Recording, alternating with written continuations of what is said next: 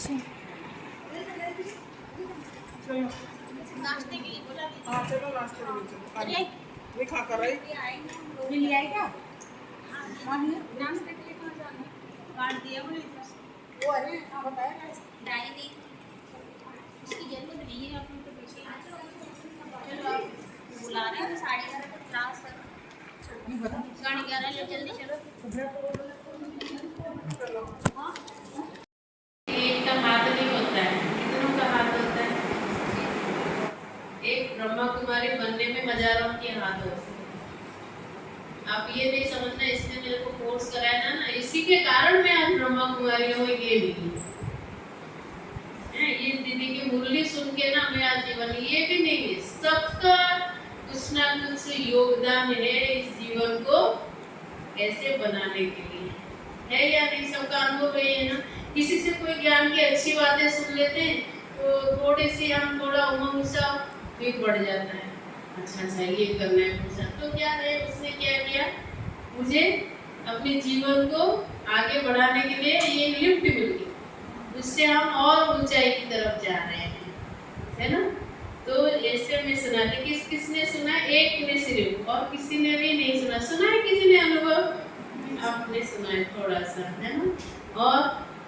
और कोई नहीं है उस क्लास में, कोई नहीं थे, है ना।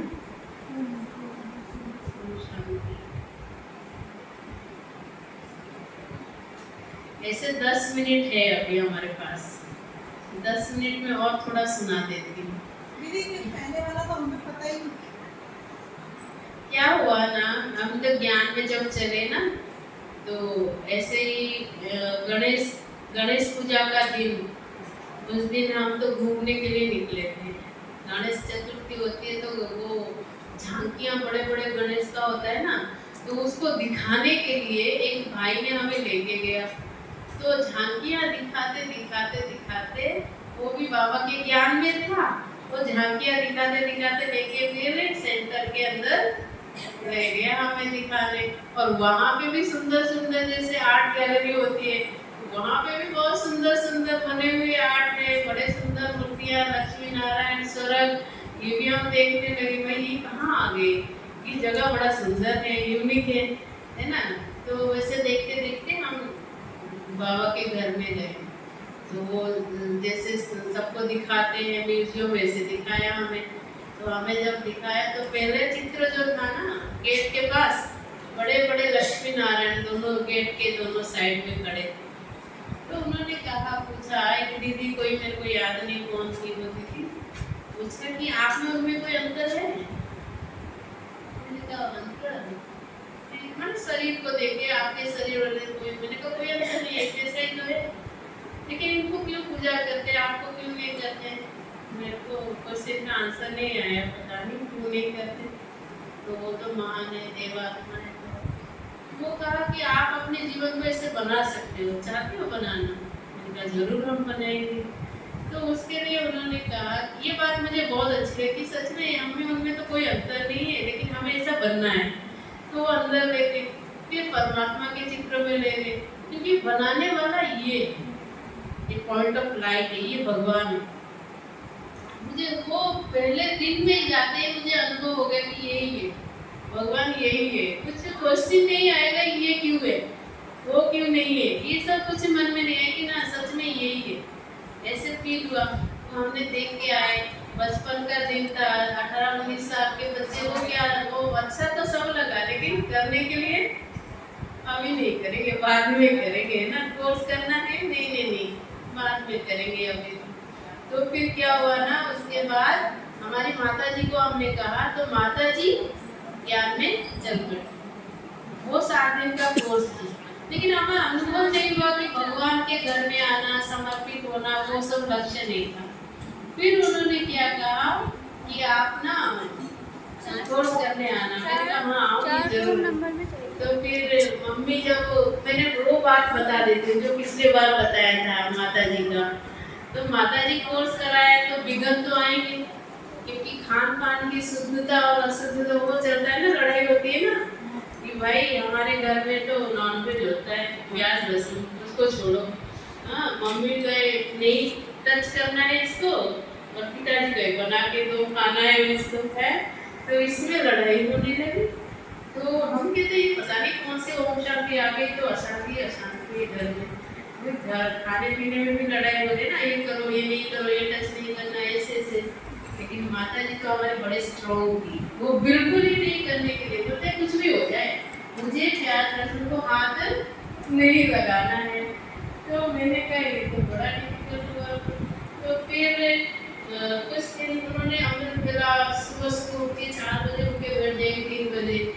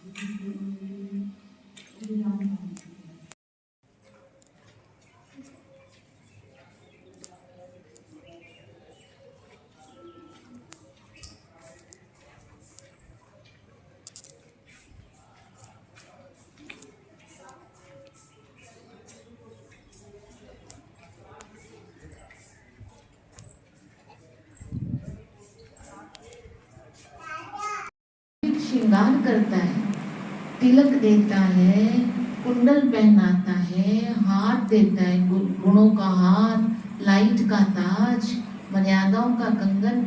ऐसा श्रृंगार कोई देवताओं का थोड़ा होता है। रोज नया सेट पहनाता है।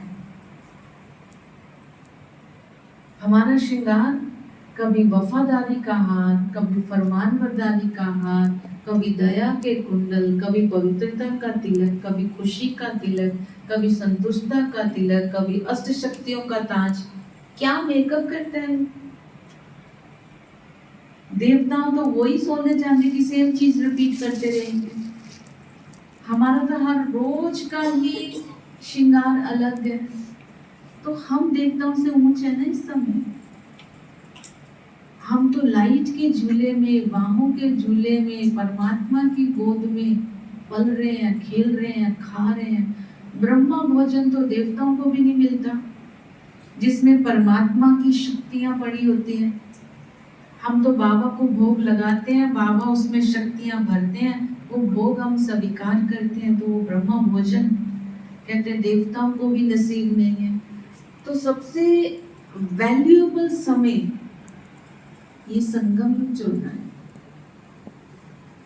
और इस संगम युग को हम रावण की दुनिया को देखने में, रावण के साधनों को यूज करने में और हिसाब किताब के संबंधों में ही अगर गुजार देते हैं तो बाद में पश्चाताप करना पड़ेगा या नहीं। क्योंकि दुनिया वालों को हम क्या ज्ञान देते हैं, जब शिवरात्रि आने वाली है कि क्या बोलते हैं हम, कलयुग जाने वाला है, सतयुग आ गए, यही नारे लगाते।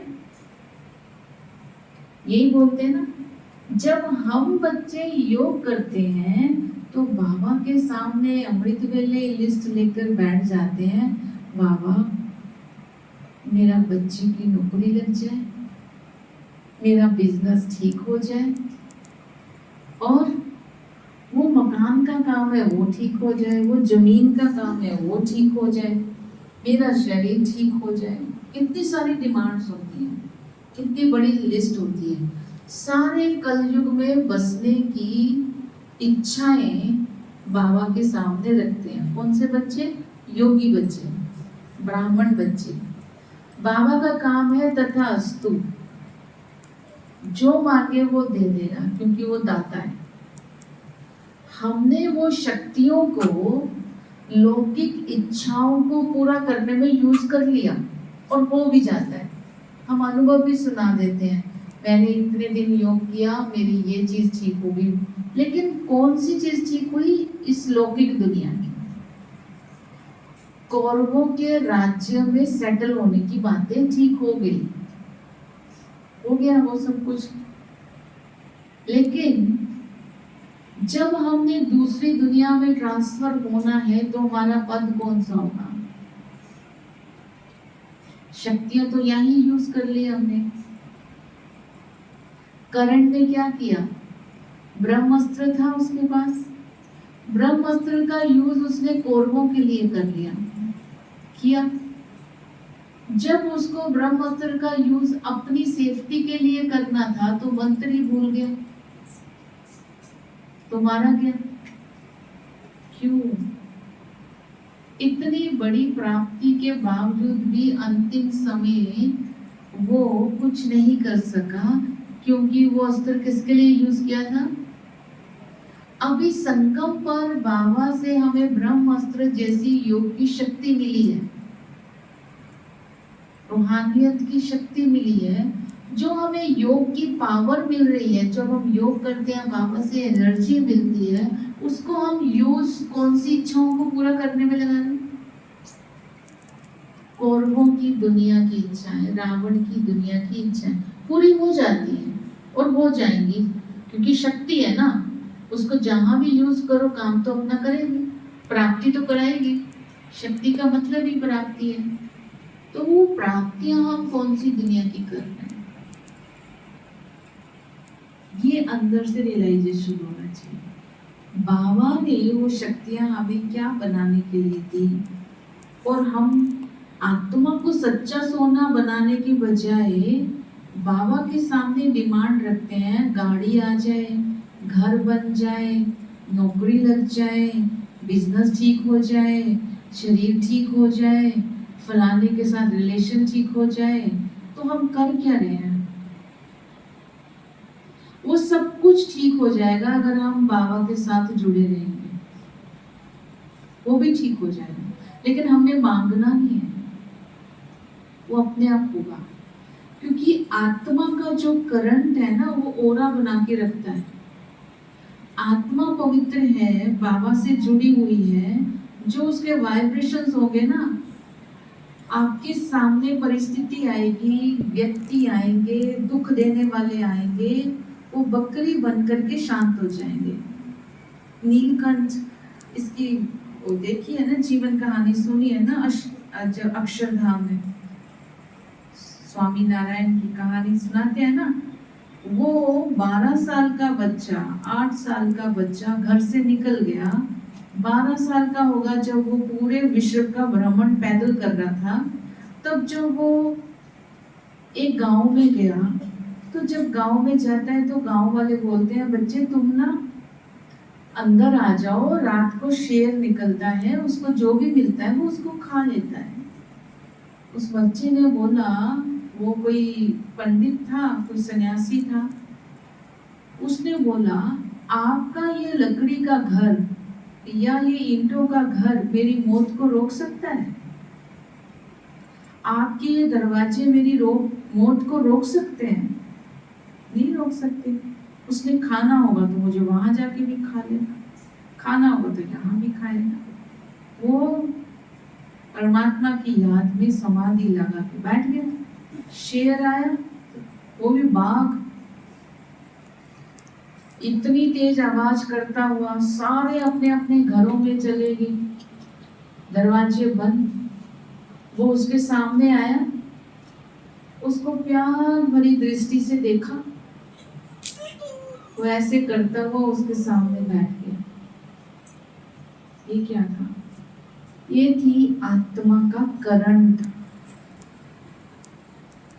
जब वो शेर को बकरी बना सकता है, जिसको भगवान का भी नहीं पता था, लेकिन बहुत बड़ा तपस्वी, हमें तो भगवान स्वयं आकर के पढ़ा रहे हैं, तो हमने तो भगवान को वैसा पहचाना ही नहीं है कि हमारा लगन बाबा के साथ इतनी हो कि परिस्थिति, व्यक्ति, साधन, जैसे मूर्ति के ऊपर सब कुछ चढ़ाया जाता है ना, मूर्ति तो जड़ होती है, फिर भी जो भगत होते हैं जिसकी मनोकामनाएं पूर्ण होती है, वो सोने का छत्र भी चढ़ाता है, पैसा भी चढ़ाता है, सब साधन चढ़ाता है कि देवी ने मेरी मदद पूरी कर दी।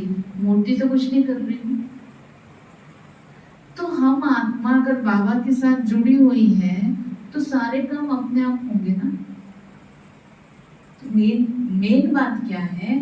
बाबा की मिली हुई शक्ति को विश्व सेवा में यूज करना। इसलिए बाबा ने हमें चुना।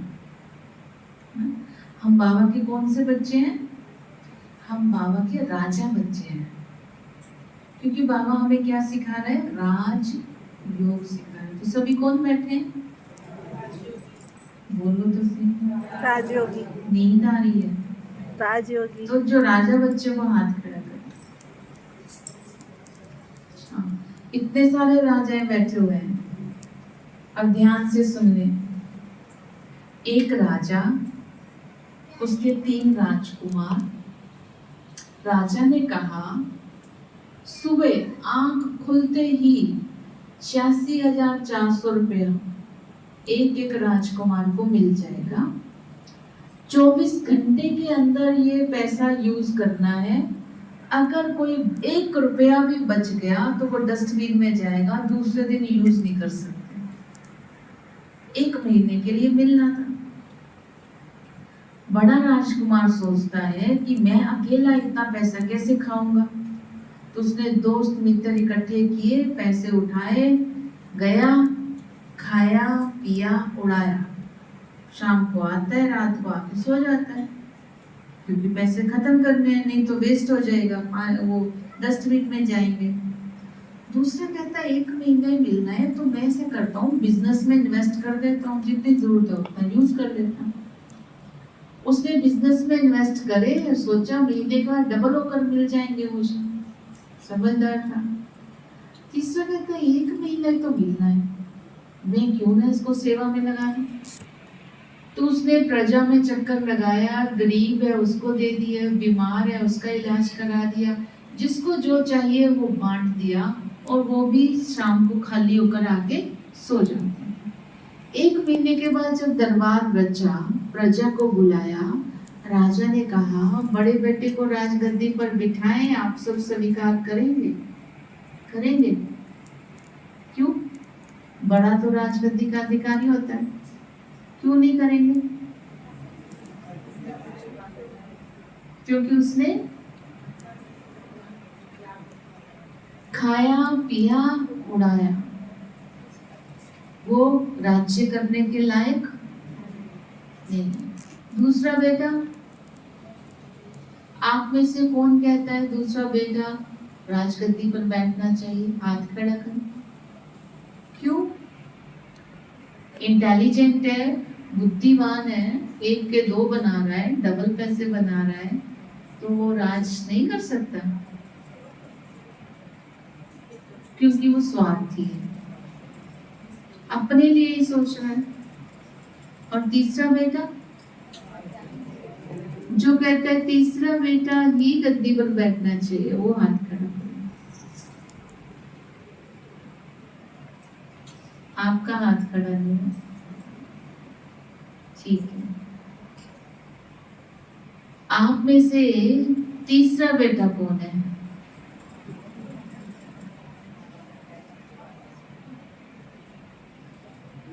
अब इतना सा, इसका मतलब इतना सा। जब राजा बच्चा पूछा तो इतना। हाथ खड़ा करने में भी अंतर है। अभी समझ गए ना? ये संगम युग चल रहा है ना। बाबा ने इस संगम युग पर हमें आंख खुलते ही 24 घंटे दिए। 24 घंटे में 86,400 सेकंड। ये मनी है ना, टाइम इज मनी। समय का धन मिला हुआ ना सबको, ये खजाना सबके पास है। ये 24 घंटे में हर सेकंड बाबा की अमानत बाबा ने दिया। हमने कहाँ खर्च किया? खाया पिया उड़ाया घूमा? चेक कर लो। क्लियर? हाँ, कुछ ऐसे बच्चे हैं जो सेवा भी करते हैं, योग भी करते हैं, धारणा भी अच्छी है, लेकिन जब शक्ति मिलती है तो बाबा के सामने स्वार्थ की लिस्ट रख देते हैं। इन्वेस्टमेंट, वो बाबा की शक्ति को इन्वेस्ट कहाँ कर रहे हैं? लौकिक इच्छाओं में। वो भी पूरी हो जाती है, लेकिन राजा बनने के लायक नहीं है। इस समझ आया? ये सारा जो मैंने पहले बताया उसका लिंक कहानी के साथ हुआ। क्लियर हुआ ना? अपने आप को चेक करना है, हम सच में ब्राह्मण हैं। ब्राह्मण का मतलब ही है सूर्यवंशी राजा। अब जो तीसरा है उसने शक्तियों को कहाँ यूज किया? उसने सेवा में यूज किया। बाबा की साकार मुरली का पॉइंट याद करो, साधन तुम्हारे सुख के लिए नहीं है, सेवा के लिए दी है मैंने। बाबा ये बोलते हैं। तो ये चीज हमें बड़ों के साथ रह के समझ में आती है। हम चंडीगढ़ सेंटर पर थे, क्लासरूम में 2-2 एसी लगवा दिए, हमारे रूम में एक कूलर। हम बोले बहुत गर्मी है दीदी, एक एसी यहाँ लगा दी। नहीं, भाई बहनों के लिए लगेगा, आप लोगों के लिए नहीं लगेगा। क्या था, वो पूरी कोठी ऐसी थी कि कांच के ही ज्यादा होता है। कांच गर्मियों में ज्यादा तपता है और हीट ज्यादा देता है। रूम में बहुत हीट होती थी। फिर हम ना ऐसे ऐसे करते जाते थे, दुखियों पर रहम करो माँ बाप हमारे। मजाक मजाक में ना दीदी के आसपास घूमते थे। बहुत गर्मी लग रही है तो उनको फिर आया तो जी लगवा दिया। फिर उसके बाद क्या हुआ, वो 2 घंटे ही चलेगा, जैसे रूम ठंडा हो जाएगा वो बंद। फिर हम बोलते ऐसा क्यों करते हो? कहते ये साधन सेवा के लिए, ये साधन आप लोगों के लिए नहीं है। और अपने रूम में कूलर भी नहीं रखा हुआ। आज तक उनके रूम में अपने में ना एसी है ना कूलर है, वो पंखे में ही सोते हैं। तो बड़ों से सीखने को मिलता है ना, जितना अपने लिए यूज करेंगे उतना हमारा खाता कम होता जाएगा। तो ऐसी आत्माओं के लिए उनको बाप दादा ने वरदान दिया था कि तुम्हारे चलन से पता चलेगा तुम्हें कौन मिला है। आप शायद जानते होंगे अनीता दीदी को, उनको बाबा ने वरदान दिया। अब उनको लेकर के मैं बाबा के सामने गई, उनके दोनों पाँव में फ्रैक्चर आ गया था। व्हील चेयर लेकर बाबा के सामने गई। स्वयं भगवान पूछ रहा है ऐसे हाथ करके दृष्टि देते हुए, ठीक हो बच्ची? अब मैं तो लेकर गई, मुझे तो पता था बाबा उनसे बात कर रहा है। मैं तो जब इतना शुरू में आई थी, मैंने सोचा मौका अच्छा मिला है। सारी सभा बैठी है, पूरा डायमंड और भरा हुआ है, 2 टेबल बाबा के सामने होते हैं। मैं उनकी व्हील चेयर वहीं छोड़ी, 2 टेबल पार किए, और बाबा के पास, संदली के पास आकर बोलती है, बाबा मुझे सुनाई नहीं दिया। सुनाई तो दे दिया था, लेकिन मैंने सोचा बाबा के पास जाऊं, देखती हूँ क्या होता है। जैसे ही बाबा को मैंने ऐसे बोला, बाबा ने दूसरी बार फिर दीदी को दृष्टि दी और कहा, ठीक हो बच्ची, सुनाई तो दे दिया। जब फेस घुमाकर मेरी तरफ देखा, जो वो दृष्टि दी, वो ऐसा करंट था कि ब्लैंक, ऐसे लग रहा था ना कोई संकल्प चल रहा है, ना जुबान है, ना शरीर है। 1 सेकंड की दृष्टि, क्या पावर थी। हमें कौन मिला है, अनुभव करा दिया मैं कौन हूं। मैं तो भागी वहां से, और ज्यादा ले ही नहीं सकती थी दृष्टि, इतनी एनर्जी। और मैं दीदी की व्हील चेयर लेकर के पीछे से बाहर। उसके बाद 2 बहन ने मुझे टच किया, उसको इतनी जोर से करंट लगा, क्योंकि वो एनर्जी काम करती है। हमें तो भगवान मिला है, हम तो भगवान से बच्चों की तरह खेल रहे हैं, बचपना कर रहे हैं, है ना। तो मैं 2 बार ऐसे गई। तो कहने का भाव, हमें भगवान पाल रहा है, समझा रहा है, शक्ति दे रहा है, सब कुछ कर रहा है, लेकिन दुनिया को ये चीज की प्राप्ति नहीं है। वो मुस्कुरा के दृष्टि दे रहा है, उसने शक्ति दी है, लेकिन सेवा के लिए दी है। मैंने खुद सुना, एक आत्मा को टोली देते हुए कहा, इस पालना का रिटर्न देना होगा। तो भगवान फ्री में नहीं है, इसी में बिठाकर ज्ञान सुना रहा है, ब्रह्मा भोजन खिला रहा है। एक एक आत्मा को इसका रिटर्न करना है। अब मैं अगर 2 बार मिली हूँ बाबा के सामने जाकर, जब उसकी पालना ली, दृष्टि दी, उतना ही मेरे ऊपर बोझ है, भगवान की पालना का कर्जा है। सो नहीं सकते हम। सेवा है तो मैदान में, दिल किया जितने मर्जी घंटे सो लिए, जितना मर्जी घंटे हमने वेस्ट कर दिया, हो ही नहीं सकता, क्योंकि उससे हमने पालना ली है, दृष्टि लिया। अभी बांटनी है ना, सेवा भी वही दे दी है ना, बत्तियां देखने की। तो क्या है, वो शक्ति ली हुई को। अब अपनी जो दीदी जयंती दीदी है, वो छोटी सी आई थी ना, 12 साल की, उनको ब्रह्मा बाबा सामने बैठ के दृष्टि देते थे। वो अशरीरी स्थिति के अनुभव कर रही थी।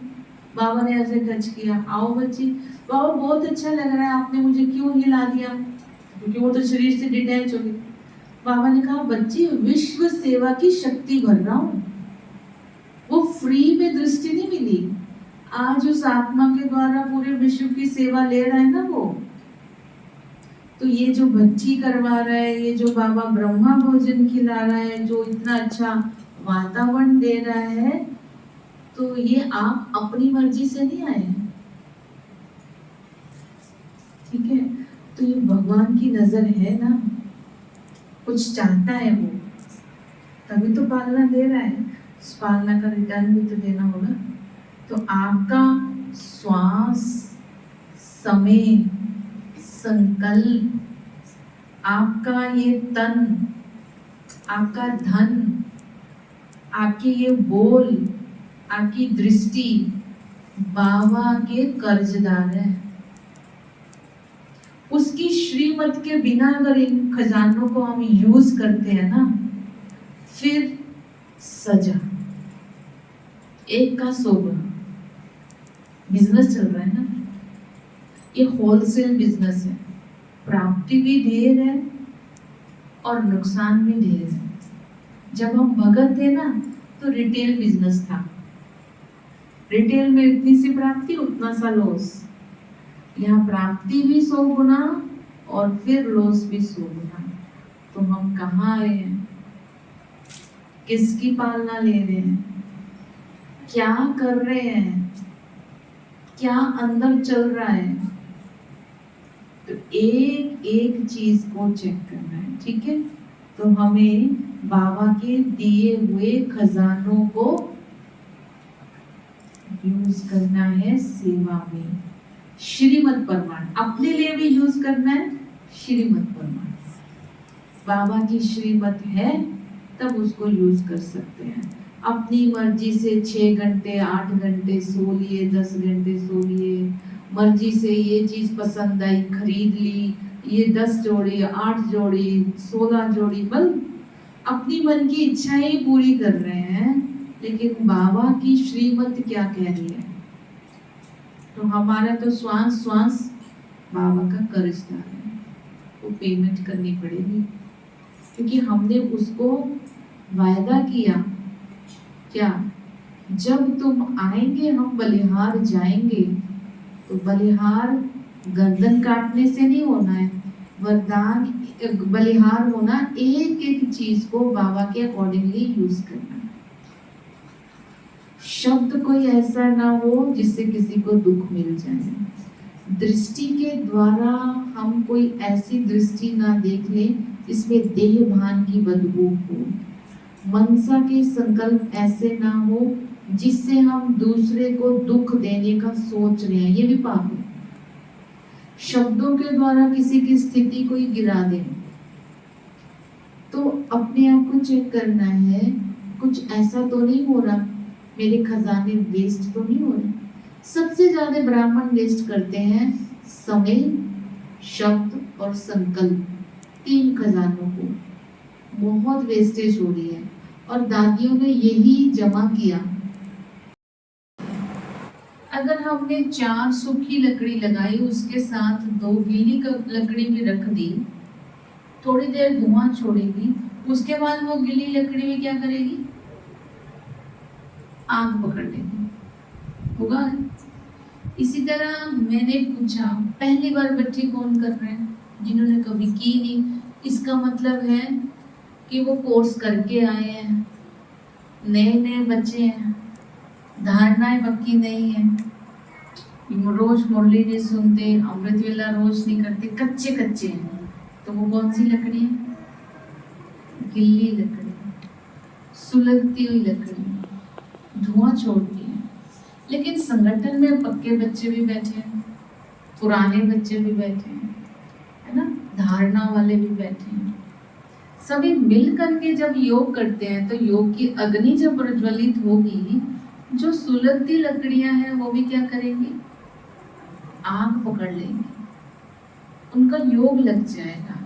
जो वो क्लास सुनेंगी तो ज्ञान की समझ आएगी, तो धारणाएं की हो जाएंगी।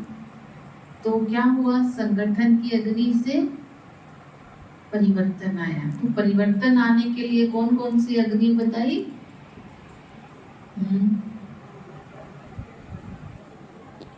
ठीक है। अब आपने देखा होगा अग्नि जलने के बाद क्या रिजल्ट आता। भट्ठा देखा किसी ने? किसने देखा? ईंट का भट्ठा। ईंट के भट्ठे में कच्ची मिट्टी का ईंट का शेप दे करके उसमें डाल देते। जिस समय वो मिट्टी है सिर्फ शेप दिया, उसको ईंट नहीं बोलेंगे ना। जब वो मिट्टी को उसमें शेप दे करके डाल दिया भट्ठे में, फिर आग जलाई जाती है। तो आग से धीरे धीरे क्या होता है? वो मिट्टी गर्म होके सिक करके क्या बन जाती है? ईंट बन जाती है। फिर उस ईंट को महल बनाने, मकान बनाने और किले बनाने में यूज किया जाता है। ठीक है। पहले वो मिट्टी थी, फिर वो ईंट थी। उसका क्या बदला? नाम बदला, रूप बदला, रंग बदला, उपयोग बदला। कितने परिवर्तन आ गए? 4। इसी तरह जब हम संगठन में बैठते हैं उस समय हम क्या है? कच्चे हैं, पक्के ब्राह्मण नहीं है। योग करेंगे, धारणा की क्लासेस सुनेंगे, फिर क्या होगा? धीरे धीरे पक्के ब्राह्मण, नाम बदलेगा, रूप बदलेगा, मतलब धारणाएं पक्की होंगी। जब नाम बदलेगा, रूप बदलेगा, रंग बदलेगा, तो फिर उसको सेवा में बाबा यूज करेंगे। तो सेंटर पर बहने बोलेंगी ना, आओ आज थर्सडे है, भोग बनाओ, मदद करो ब्रह्म। नहीं तो क्या कहेंगे, नहीं नहीं आप बैठो, हम आपको दे देंगे, आप नहीं आओ किचन में, हम आपको यही दे देंगे। क्या है? क्योंकि अभी नाम रूप रंग बदला नहीं है, पुराना ही है, कच्ची मिट्टी है। मिट्टी में आने से क्या होगा? नाम रूप रंग उपयोग सब क्या हो जाएगा? यही लक्ष्य लेकर आए या घूमने आए?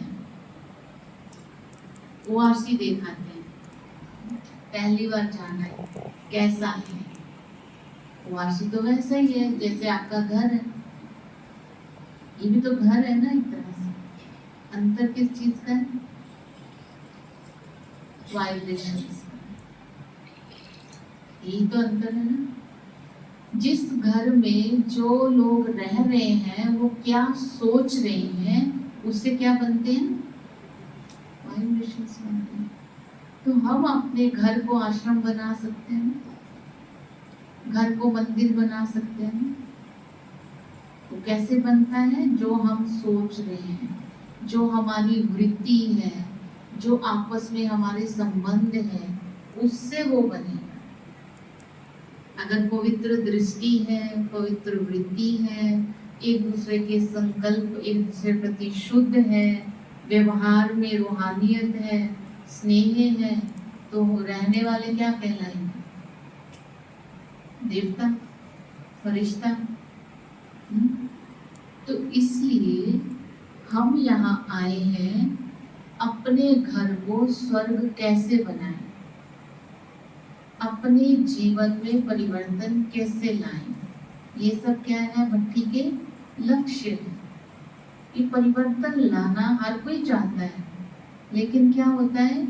ज्ञान की समझ ठीक ना होने के कारण बाबा का बन जाते हैं, गलतियां करते रहते हैं, बाबा का नाम रोशन करने के बजाय बाबा का नाम बदनाम कर देते हैं। घर वाले क्यों नहीं ज्ञान में चल रहे हैं?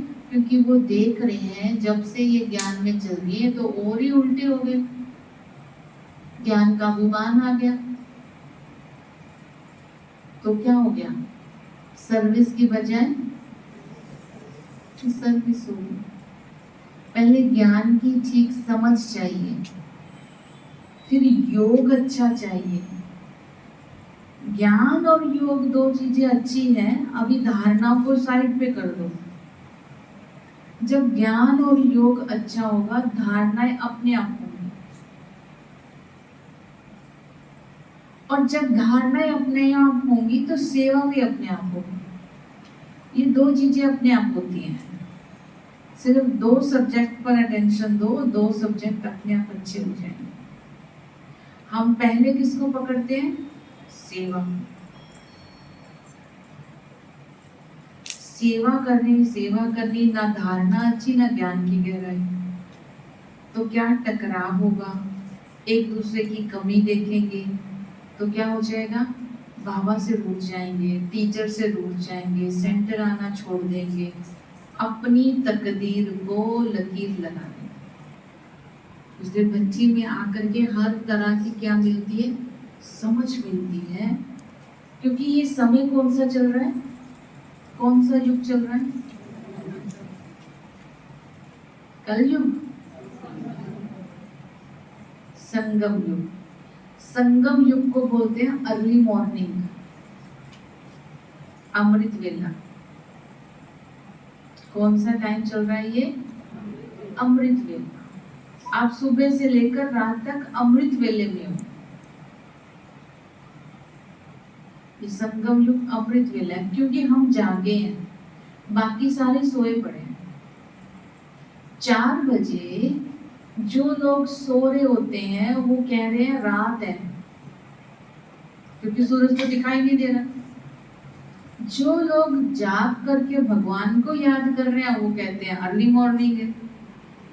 तो एक घर में एक है कलयुगी, एक है संगम युगी। एक कहता है सुबह होगी, एक कहता है रात चल रही है। तो क्या होगा, थोड़ी थोड़ी खिटखिट होगी ना, अंतर तो रहेगा ना। अब क्या करना है, जो अर्ली मॉर्निंग में उठ गया है वो नींद में सोने वाले को देखकर सो जाए या अपना काम करता रहे। कभी कभी होता है ना, आंख खुली, घड़ी देखी, समय पता चल गया, अमृत वेला हो गया, दूसरा सो रहा है, सोचते कोई बात नहीं, ये जब उठेगा ना तभी मैं उठ जाऊंगा। ऐसा सोएंगे, अमृत वेले का समय निकल जाएगा, तब जाग खुलेगी। इसको क्या बोलेंगे, आलस, अलबेलापन, सुस्ती, लापरवाही। ये 4 भूलें करते करते बाबा ने कहा सतयुग का रास्ता भूल जाएंगे। 75 की मुरली में कहा। ये ब्राह्मणों में है कमजोरी या नहीं? अभी देखते रहना, मुझे क्या करना है, इन 2 दिनों में मुझे क्या छोड़ना है, क्या धारण करना है। क्योंकि ये घर, बाबा का घर, ब्राह्मणों के लिए क्या है, तीर्थ स्थान। ठीक है, हम तीर्थ स्थान पर आए हैं। भगत लोग भी तीर्थ स्थान पर जाते हैं, गंगा जी गए, कहाँ भी गए, हरिद्वार गए, डुबकी लगा करके अंजलि लेते हैं, कोई ना कोई चीज छोड़ते हैं। वो तो या सब्जी छोड़ देते हैं या फल छोड़ देते हैं, छोड़ते जरूर हैं। सब्जी और फल भी वो छोड़ते हैं जो उनको पसंद नहीं है ना। फिर घर आके बोलते नहीं, मैंने तो पेठा छोड़ा हुआ है क्योंकि पेठा पसंद ही नहीं है। मैंने तो बैंगन छोड़े हुए हैं, मैं वहां तीर्थ पर गई थी, बैंगन पसंद नहीं है ना। काशी फल छोड़ दिया क्योंकि यहाँ मिलता ही नहीं है। कितने स्मार्ट है, वो चीज छोड़ी जो पसंद नहीं। तो अभी तीर्थ स्थान पर आए तो हमने भी ऐसा ही करना है। जो संस्कार पसंद नहीं है, जो कमजोरियां मुझे संपूर्ण नहीं बनने देती, उनको मुझे छोड़ने का बाबा के सामने बैठकर संकल्प करना कि मुझे ये छोड़ना। करेंगे ये काम। तीर्थ स्थान पर आए ना, बाबा के कमरे में गए या अभी तक नहीं गए? कौन कौन जाकर है? कुछ नहीं गए। शाम को जरूर जाना सभी को, ठीक है।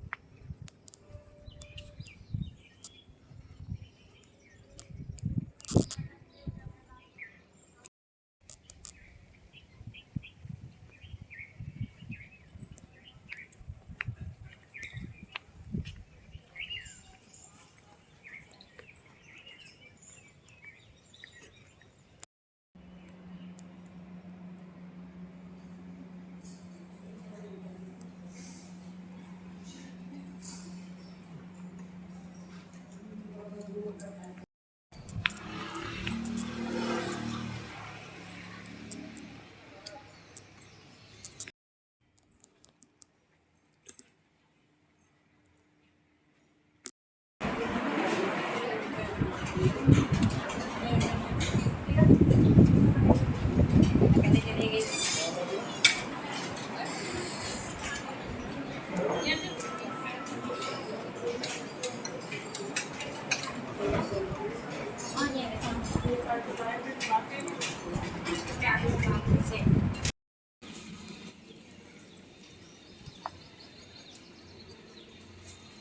इधर दिखा दो, इस तरफ ले जाओ।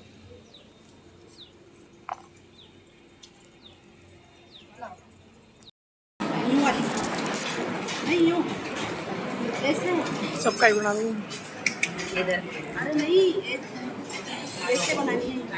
अच्छा आपका खाना खा लो।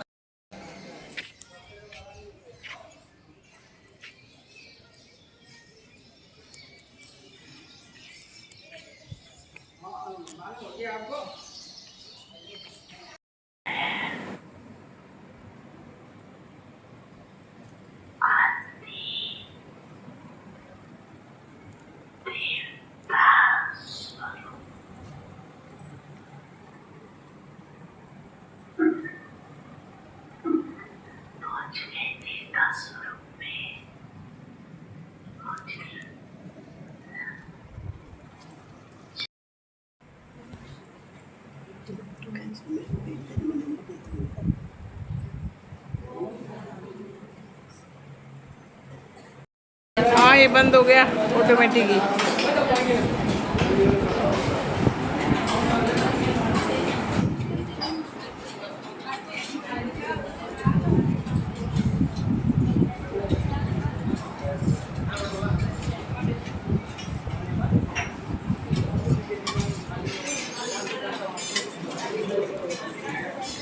मेरा भी ले लेते हैं। कितनी कितनी कितनी आई थी, आपने यज्ञश्री सुनी होगी। क्या दादियों के सामने परीक्षाएं नहीं आई होगी, जिन्होंने एक धक से बाबा पर अपने जीवन को कुर्बान कर दिया, बलि कर दिया।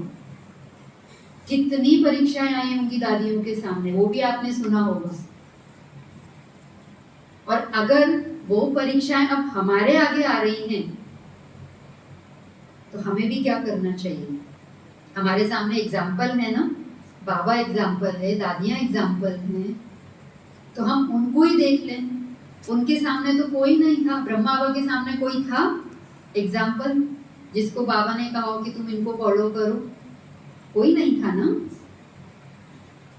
हाँ, दादियों के सामने फिर भी हम कह सकते हैं चलो ब्रह्मा बाबा थे, जिनकी उन्होंने पालना दी, उनको बाबा ने सिखाया, समझाया, सब कुछ किया। लेकिन बाबा तो नंबर 1 गया ना, बाबा के आगे तो ऐसा कुछ भी कोई भी नहीं था। बाबा को तो सब कुछ फेस करना पड़ा था।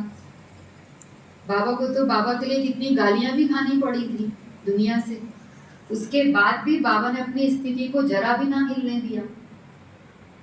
और हमको कोई थोड़ा भी बोल देता है, अरे आप वहाँ क्यों जाते हो, क्या मिलता है, क्या होता है वहाँ, जीवन तो आपका बदल ही नहीं रहा, आप तो जैसे के तैसे ही हो। बस इतना उनका बोलना और हमारी स्थिति का हिलना, ये है हमारा निश्चय।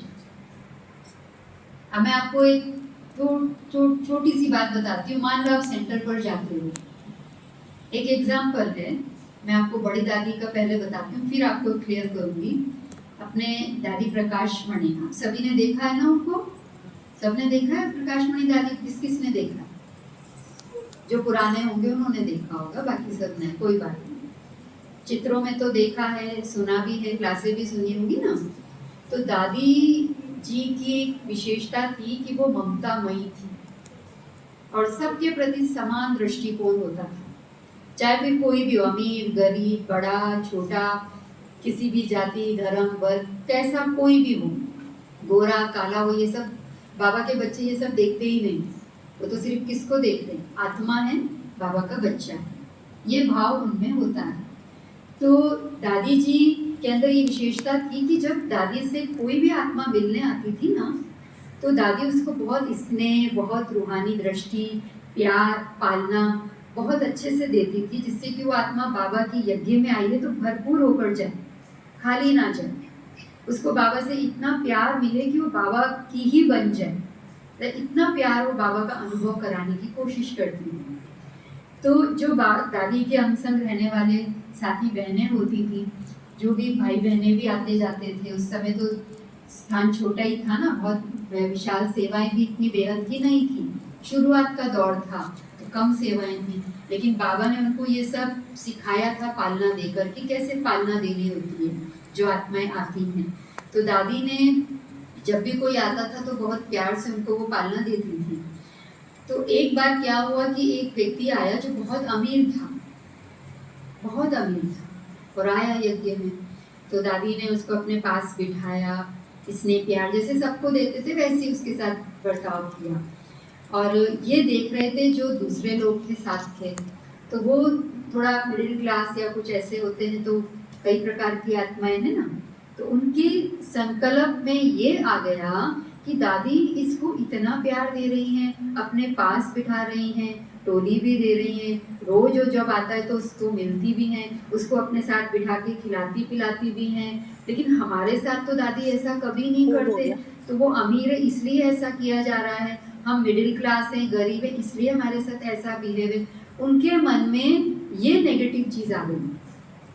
तो जब दादी को ये बात पता चली कि ऐसा हुआ है, तो दादी ने उनको ये कहा कि देखो, लौकिक दुनिया में अगर किसी कोई माँ का बच्चा अगर होता है तो क्या माँ का बच्चा दूर चला जाता है और जब वो उसके पास आता है बिछड़ने के बाद, तो क्या उसको माँ प्यार नहीं करेगी? करेगी ना। वो तो बिछड़ा था ना उससे, काफी लंबा टाइम बिछड़ गया था ना, अब वो उसके पास आया है तो माँ उसको प्यार देगी ना। आप तो उसके माँ के साथ इतना समय से रह रहे हो तो प्यार ले ही रहे हो ना। अब आप बड़े हो गए हो, परिपक्व हो गए हो, स्टैंड हो गए हो, इंडिपेंडेंट हो गए हो, सब कुछ कर सकते हो, समझ लिया है। पर ये तो बाबा का अभी ऐसा नया बच्चा है ना जिसको अभी वो चीज़ मिलनी चाहिए। अगर इसको अब वो चीज़, वो प्यार, वो माँ की ममता, वो दुलार नहीं मिलेगा तो ये आत्मा तो दुनिया के माहौल से आई है और ये बाबा से कितनी लंबे समय से बिछड़ी हुई आत्मा है। आज ये बाबा के घर बच्चा आया है तो मुझे उसको प्यार तो बाबा का अनुभव कराना होगा ना। जब दादी उनको इस तरीके से समझाते थे तब उनको ये बात क्लियर होती थी कि अच्छा ऐसा है। बहुत सूक्ष्म पावर, दिखती नहीं है, रूप उसका हम माया कह देते हैं, पर जब वो आती है तो हिला के पूरा अच्छे से जाती है, इतनी भयानक है वो। पर है वो माया बाबा की लाडली बच्ची, नंबर 1 लाडली बच्ची है वो। बाबा उसको हमसे भी ज्यादा प्यार करता है क्योंकि वो बाबा को पूरा साथ देती है जितना हम नहीं देते, और वो बाबा की पूरी श्रीमत पर चलती है जितना हम नहीं चलते। पता है कैसे चलती है श्रीमत पर? वो अमृत बेला भी करती है, मुरली भी सुनती है, योग भी करती है, सारी सेवाएं भी करती है, सब कुछ करती है। वो आपके पास पेपर लेने भी आती है क्योंकि वो बाबा की श्रीमत होती है, तो वो उसका भी पालन करती है। अब आप सोचो, आप कहाँ और वो कहाँ, तो नंबर आगे किसका हो गया? किसका हो गया? आपका या माया का? माया का नंबर हो गया ना आगे। अब आपको क्या करना है? उसको आगे जाने देना है अपने से या उसको पीछे करना है? हाँ, पीछे करना है ना। अब आप पीछे कैसे करेंगे? अब मैंने आपसे ये बात कही कि माया अमृत वेला भी करती है, मुरली भी सुनती है, हाँ, शाम का योग भी करती है, शाम की क्लास भी करती है। आप भले नहीं करते होंगे लेकिन माया रेगुलर करती है, पंक्चुअल करती है, और सारा दिन सेवा भी करती है बाबा की। जो बाबा उसको डायरेक्शन देता है उसका पूरा पालन करती है।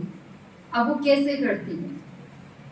देखो, जब आप मुरली सुनने आते हो सुबह, तो आपसे पहले माया आई होती है, नंबर 1 की सीट उसकी होती है, और जैसे ही मुरली शुरू होती है उसके बीच क्या होता है?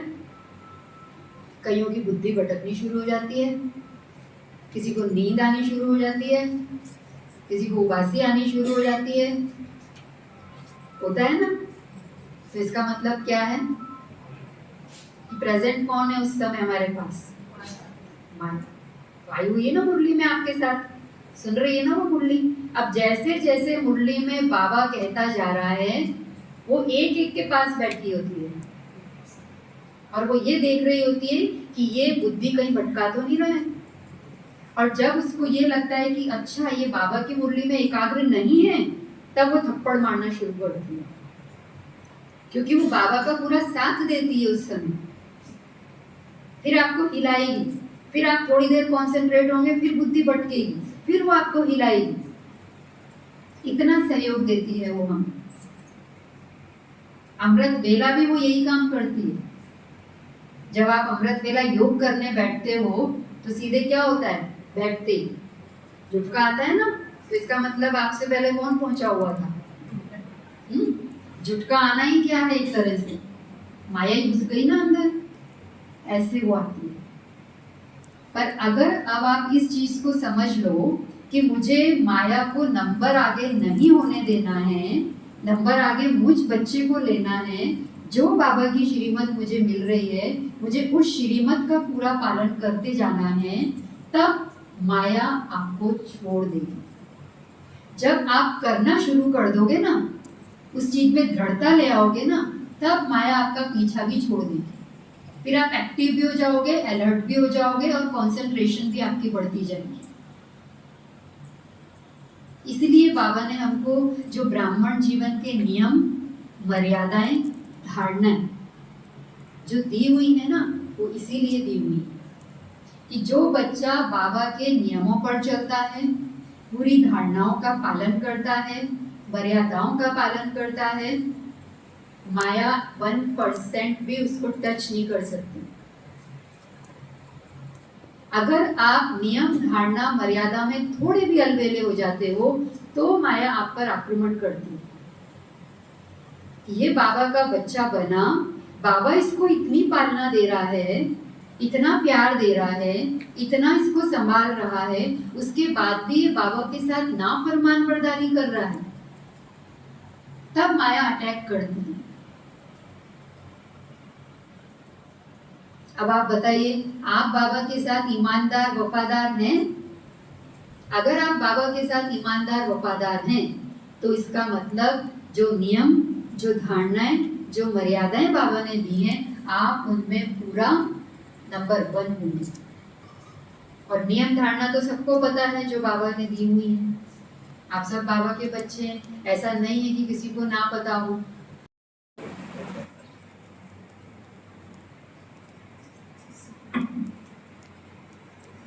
बाबा की कठपुतली बन जाओ। बाबा घुमा रहा है, ऊपर डोरी है और कठपुतली डांस कर रही है, कमर घुमा रही है।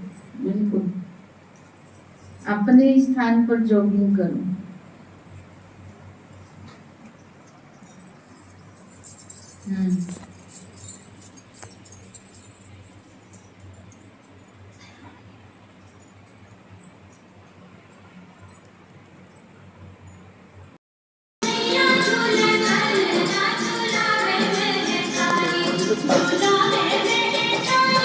गाने के लिए सुनोगी ना बाद में।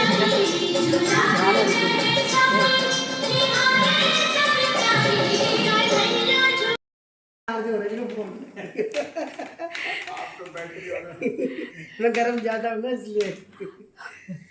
चलो आ जाओ। आ जाओ।